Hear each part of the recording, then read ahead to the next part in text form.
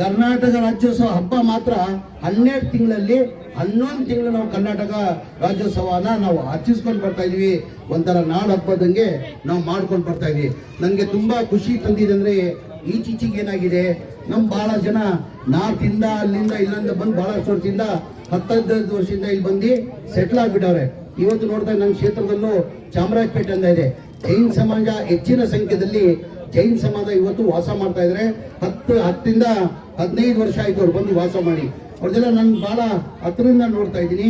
ಅವರೆಲ್ಲ ಇವತ್ತು ಕನ್ನಡ ರಾಜ್ಯೋತ್ಸವನ ಆಚರಿಸ್ಕೊಂಡು ಬರ್ತಾ ಇದ್ರೆ ಅಂದ್ರೆ ಒಂಥರ ಇದು ಹೆಮ್ಮೆ ನಮಗೆಲ್ಲ. ಅಂದ್ರೆ ನಾವೆಲ್ಲ ಕನ್ನಡದ ಬಗ್ಗೆ ನಾವೆಲ್ಲ ಗಮನ ಕೊಡ್ಬೇಕಾಗ್ತದೆ. ನೀವು ನೋಡಿ, ಪಕ್ಕದ ರಾಜ್ಯದಲ್ಲಿ ತಮಿಳ್ನಾಡಲ್ಲಿ ಬೇರೆ ಬೇರೆ ಭಾಷೆ ಬಂದ್ರೂ ಅವ್ರು ತಮಿಳ್ ಬಿಟ್ಟು ಮಾತಾಡಲ್ಲ. ಹಂಗೆ ನೀವು ಕೇರಳ ಹೋಗಿ, ಕೇರಳದಲ್ಲಿ ಮಲಯಾಳಿ ಭಾಷೆ ಬಿಟ್ಟು ಅವ್ರು ಬೇರೆ ಭಾಷೆ ಬಂದ್ರು ಅವ್ರು ಮಾತಾಡಲ್ಲ. ಆಂಧ್ರಾಗ ಹೋಗಿ ಹೆಚ್ಚಿನ ಸಂಖ್ಯೆಯಲ್ಲಿ ಆಂಧ್ರನೇ ಮಾತಾಡ್ತಾರೆ, ಬೇರೆ ಭಾಷೆ ಉಪಯೋಗಿಸಲ್ಲ. ಹಾಗಾಗಿ ನಮ್ಮ ರಾಜ್ಯದಲ್ಲೂ ಕನ್ನಡದಲ್ಲೇ ನಾವು ಮಾತಾಡಬೇಕು, ಆ ಪದ್ಧತಿಯನ್ನ ಇಲ್ಲೂ ತರಬೇಕಂತ ನಿಮ್ಮೆಲ್ಲ ಮನವಿ ಮಾಡ್ಕೊಂಡು ಸುಹೇಲ್ ಅವರು ಒಳ್ಳೆ ಕಾರ್ಯಕ್ರಮ ಮಾಡಿದ್ದಾರೆ. ಯುವಕರು ಇದ್ದಾರೆ, ಮುಂದೆ ಬೆಳೀತಾರೆ. ನೀವೆಲ್ಲ ಬೆಳೆಸ್ಬೇಕು, ನೀವೆಲ್ಲ ಆಶೀರ್ವಾದ ಮಾಡ್ಬೇಕಿಂತ ಯುವಕರಿಗೆ. ಅನ್ಸರ್ಬಿ ಅವರು ನೀವೆಲ್ಲ ಸಲಹೆ ಕೊಡ್ಬೇಕು ಹುಡುಗರಿಗೆ.